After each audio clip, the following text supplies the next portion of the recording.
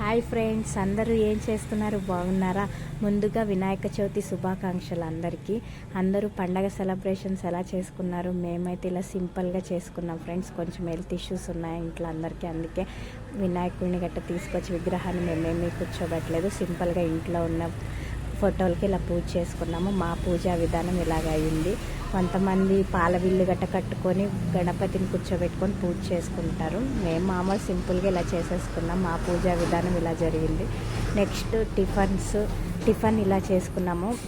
అవలక్కి వగ్గాణి, అటుకుల వగ్గాణి చేసుకున్నాము.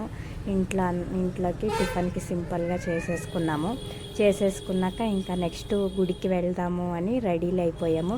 బయటకు వచ్చి కూర్చొని ఇంకా ఈ చిన్నపిల్ల చెప్పులు వేసుకుంది.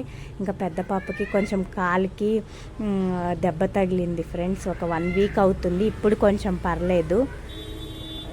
ఇప్పుడు కొంచెం బాగానే కొంచెం తగ్గింది. ఫస్ట్లో చాలా ఇదిగా ఉండేది, ఇప్పుడు కొంచెం పర్లేదు. చెప్పులు వేసుకుంటానంటే వద్దులే రాస్ని అలాగే వెళ్దామంటే ఇంకా రెడీ అయ్యి బయటకు వచ్చాము ఫ్రెండ్స్. ఇంక బయటకు వచ్చి ఇంకా మా పప్పి చూడండి ఎలా చూస్తుంది. ఇంకా స్కూటీలో స్టార్ట్ అయిపోయాము గుడికి. మా మమ్మీ వాళ్ళ ఇంటి పక్కన ఉన్నది గుడి. ఇంకా వెళ్తూ ఉన్నాము. ఇంకా మా మమ్మీ వాళ్ళ ఇంటికి వస్తలకి ఇంటి ముందు ముగ్గు చూడండి కళకళ ఆడిపోతుంది కదా. ముగ్గు చాలా బాగా వేసింది మా మమ్మీ. వాళ్ళు కూడా ఇంట్లో సింపుల్గా పూజ చేసేసుకున్నారు. ఇంకా ముగ్గుని చోట్లకి అలా ఒక క్లిప్ని తీయాలనిపించింది. ఆ ముగ్గు చాలా క్లీన్గా ఎంత నీట్గా వేసించండి. నాకు పెద్దంతేం ముగ్గులు రావు, సింపుల్గా వేస్తాను నేను కూడా ముగ్గులు. చాలా బాగా అనిపించి ఇంకా అలాగ ఒక క్లిప్ తీసాను. ఇంక తర్వాత మా పిల్లలు చూడండి ఎలాగ ఆడుకుంటా ఉన్నారో. మా మమ్మీ వాళ్ళ ఇంటికాడ ఉయ్యాలు కట్టింది మా మమ్మీ. ఇంకా ఉయ్యాలలో ఇంకా పిల్లలిద్దరూ ఫుల్ హ్యాపీ ఎంజాయ్ చేశారు. చిన్న పాప ఎక్కలేదు, భయం వేసింది దానికి.